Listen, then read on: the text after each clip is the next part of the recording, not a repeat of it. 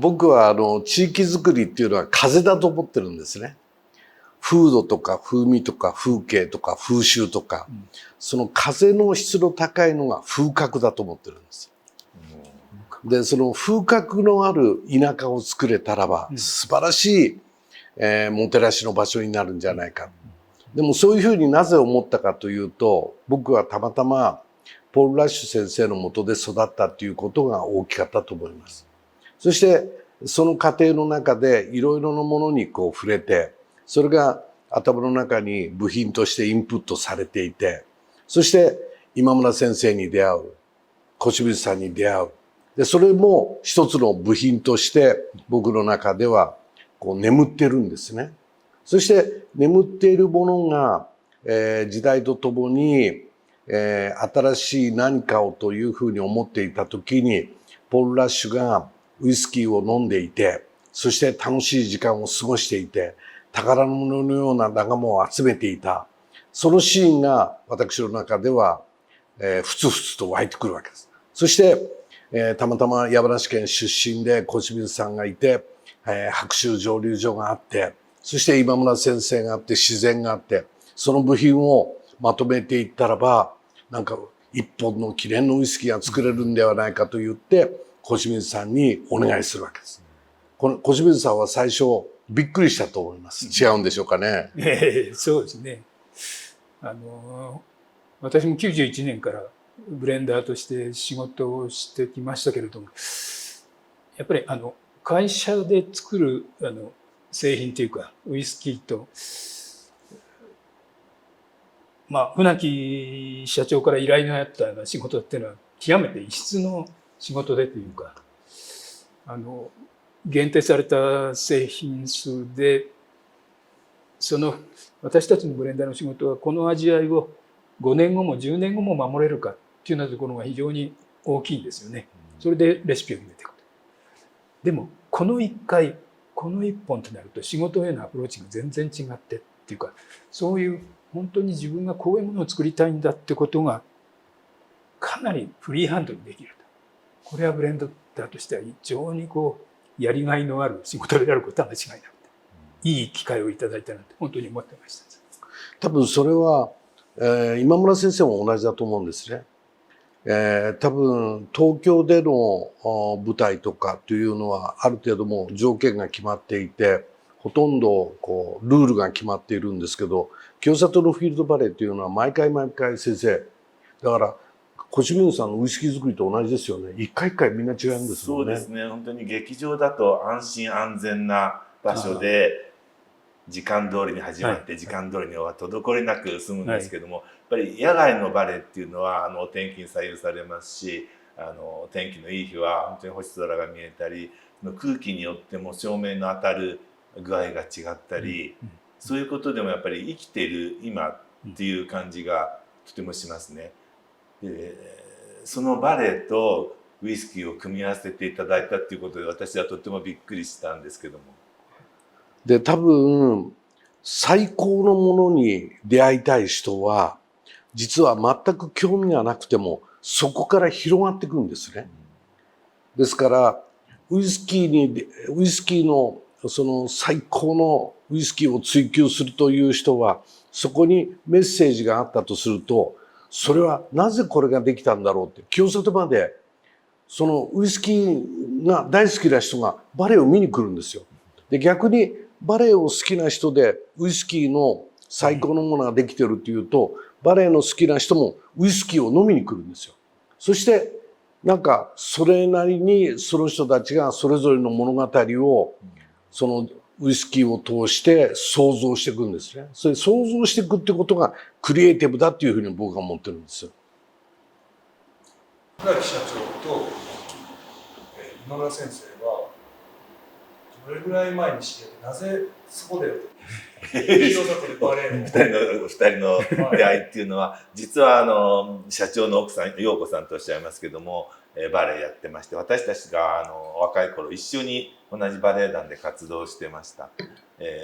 私の妻も川口由子と言いますが、一緒に陽子さんと踊った時期がありまして、若い頃に陽子さんはバレエバレエ団活動を諦めてジョージさんに出会って清里にお嫁に来たんですね。それで私たちはその陽子さんが清里でどんな暮らしをしているのかちょっと気になって、たまたま本当に遊びに清里に来てみて、陽子さんがとても幸せに暮らしているっていうのもそこで嬉しかったんですけども、それと同時にこの緑の美しさ、自然の美しさにびっくりして、こんなところで暮らしてて幸せだなと思って、おまけに私たちはヨーロッパで海外野外のバレエ公演をやった経験が何回かあったもので、日本ではなかなかこういう自然の中でバレエをやる環境がなかったので、ここならバレエがぴったりだと思ってジョージさんに「ここでバレエをやらせていただけませんか?」ってお願いして、もうその場で「はいやりましょう」って言って決まったくらい、どういうわけかつながりましたね。僕は素人だからこんなに大変なことだって思わなかったから、軽く受けてしまった。そしたらばもう奥が深くて大変なことで、ただし大変で奥が深いからやりがいがあるんですね。で時間も必要なんですね。で多分小清水さんたちのやってることも全く同じなんですよ。ウイスキーなんかは作って何年間も寝かしてで何十年ですよ。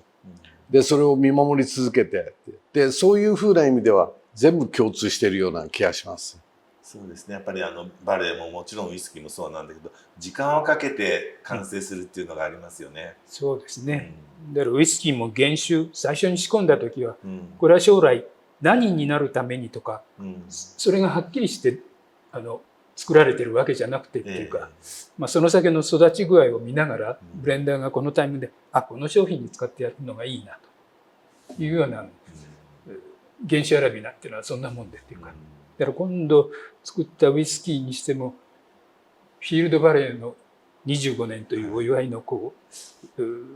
ウイスキーを作るための原酒って何だろうってなことを考えながら何ですか、素材選びをするっていうのは非常に楽しい仕事ですね。バレエは野外でやることは日本では初めての試みだったの？他でもやってたと思いますけど、高原でのこれほど大掛かりな公演はなかったと思います。それはもう毎年のように、もう今では何回目になる？今年33回目ですね。でも最初の頃は、やっぱりお客様も少なくて、なかなかこんな理解していただけなくて、身内の人たちが集まってくれて鑑賞してくれたっていう時から、さっきおっしゃったみたいに時を重ねて33年になって、それも第1回目があるんだから33回目が当然あるんですけれども、その積み重ねの日々が私たちの宝物になってるし、生きてきた証になるかなっていう、そんな思いがしてます。実は先生にお願いしたのは、清里というところでバレエをやって清里の人たちにバレエを見てもらうというのはみんな素人なんですよ。バレエなんか知らない人ばっかり、バレエに興味のない人ばっかり。だから先生、清里では本物をやってほしい。で、東京であるいは大都会であるいは世界でバレエを見ている人たちは自分たちで評価基準を持ってますけども、田舎の人たちは初めて見るわけですから、それが全てです。ですから田舎でこそ本物をやらなきゃダメなんですよ。で、たまたま今村先生、川口先生っていうのは人間的に非常にそういう意味では真面目な方々で、田舎者をバカにしなくて、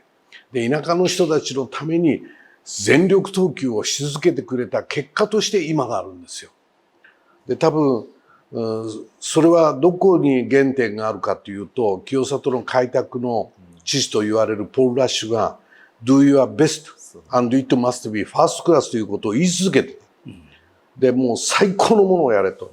そして一流を目指し続けろと。で、それがみんなに奉仕することだと。そして地域の誇りになることだということを言っていた、そばで生まれていたから、なんとなくその風を多分僕は自然に受け継いでいたのではないかと思います。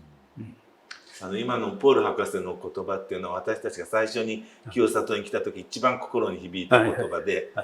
本当にベストを尽くして最高のものを作るっていうことで、バレエ団を育てるにもダンサーを育てるにも、そのことがなんか自分の中でもとても大切なものになって心に響く言葉でしたね。私が最初にフィールドバレエが私の本格的なバレエを見る最初だったんですけどね。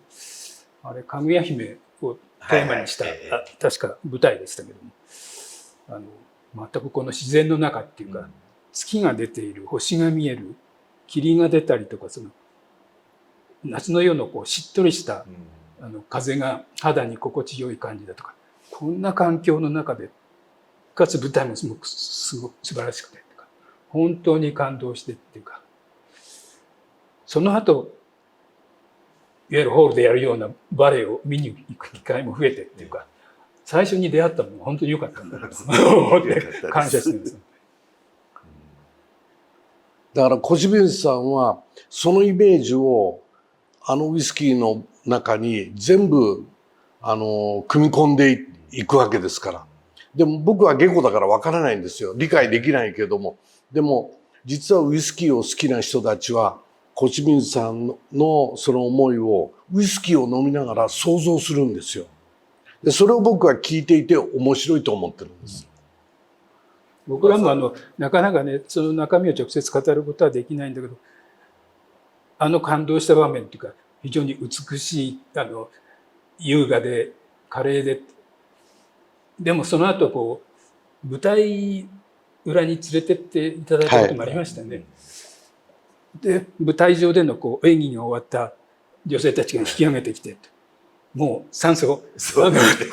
これってもうアスリート、単なる綺麗なもんじゃないんだとか、やっぱりそこにこう何ですかね、力強さとか、そのすごい芯のしっかりした一貫したものとか、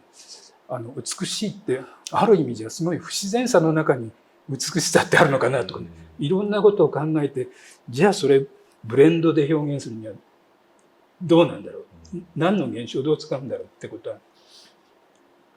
本当はもっと皆さんにお伝えしたいところがね、そうすると多分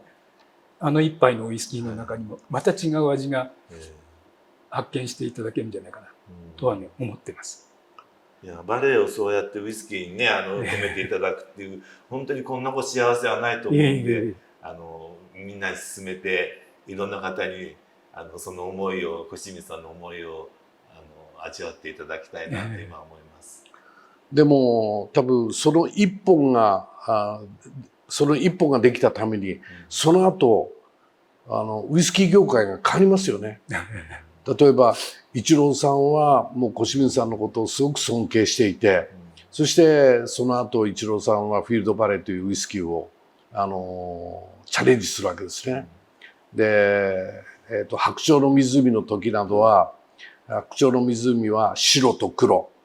白鳥と黒鳥、善と悪というふうなことで、ですからその時にはイチローさんのピュアな白鳥のウイスキーと、それからスモーキーな黒のウイスキーと、それを中心にイメージをやっぱ作っていく。で、多分ブレンダーの方々も、小清水さんの一本によってみんな影響していくんですよ。だから最初の誰かがチャレンジしたことによって業界全体までがステップアップしていく。そういうふうなウイスキー作りが日本でも始まったっていう。で、だから僕はメッセージのある日本のウイスキーのもうすぐ100年の歴史の中でメッセージのある作品の第1号が小清水さんだというふうに僕は思ってるんですよ。それに関われたってことが清里の誇りなんですね。バレエの誇りでもあります。新しいものを作ろうとするときに、ウイスキーの場合は、いきなりこの香りをどれぐらいこんな味わいでとか、こう香り味わいの要素をこう部分を組み立ててって一本に仕上げるんじゃなくて、いっぺん全く別のものをイメージして、そのイメージから味を想像していくっていうアプローチの仕方っていうのも結構ある。で、私の先輩のチーフレンダーと。響というウイスキーを最初に作った時にあれをブラームスの交響曲の第1番の第4楽章から響の味を作れた。で僕はそんな音楽専門じゃないからよくわからないけど、でもフィールドバレーみたいなのやってみてその意味はものすごく理解できます。バレエ、自分が見た感動した体験をどう香り味に落としていくか。確かに普通になんか新しい新製品を作るのとはまた違うアプローチがそこにはあるし、最初に思い描くイメージがしっかりしたものであればあるほど最終的な製品の完成度は高くなるってことはね、よくわかりました。で多分それは人間でしかできないことなんですね。多分 AI に今はだから効率と経済性を求めて AI にいろいろやらせるわけですよ。それは分析するんですね。甘いとか辛いとか濃いとか薄いとか。でもそこには感情はないんですよ。で人間が多分感じるのは五感で感じることだと思うんですけども、多分僕たちがやろうとしていることは全て五感を通して AI には全く読み取れないことをメッセージとしてぶつけていく。でそのやり取りが非常に面白いというふうに思っています。私がウイスキー作った時にも自分が見たバレエのイメージからものを作っていくと。で試作っていうのはそのイメージを実現するためにこんな原種こんな原種ってことで、私は最初から白州蒸留所っていうのをかなり強くイメージしてる。でそれでいろんな原種を組み合わせるんだけれども、確かに綺麗でいい酒になったんだけど、どうもなんか物足りないっていうか、まだ自分の最初に作ろうとしてたものと違うっていうか、物足りないっていうんでいろんなものを足したり引いたりとか始めて、で結局最後至ったのは白州で貫徹したいんだけど、どうもそれでは自分の目指してるものに行き着かないと。で山崎の原種をほんの少量入れてやると。全くそれは異質の世界のもので、実は1960年の水ならっていう極めてレアな原種を希少なウイスキーごく少量入れるんです。でもそれでも全く異質なものが入ったことでキリッとその香りと味わいが締まってきてた。ようやくなんか自分がイメージしたものに近づいていったなと。ですからそういうブレンドするっていうか組み合わせることの中でっていうか、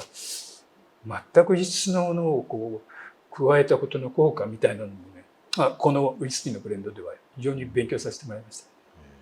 で多分それができて、当時ウイスキー通信という本があって、テイスティングをやるんですけども、12人のテイスターの人たちが全員最高点をつけるんですよ。10年間のウイスキーの中のナンバーワン、日本で作られた。でもそれは多分やっぱり感じるんだと思うんですね。で僕は清里のフィールドバレーも同じだと思うんですよ。劇場で見てる時とここで見てる時と感じ方が違うんですよ。でそれは自分が理解してるかしてないかは別にして、感じてる力ははるかに大きいような気がするんですね。それがその人生の岐路に立つ、なんか分岐点に立つというか、僕本当に今回も思ったんですけども、清里のフィールドバレーを見たからバレリーナを目指しました。で清里でバレエを見て今舞台に立ってる子で、今立っている人たちを見てこれからバレエを目指す人、なんか人生の節目節目にこのウイスキーとか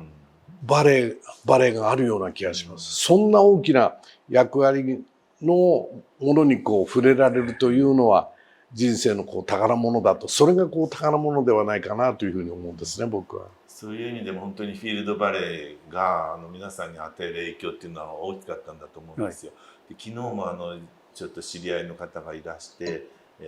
昨年見に来ました。その時は車椅子でしたと。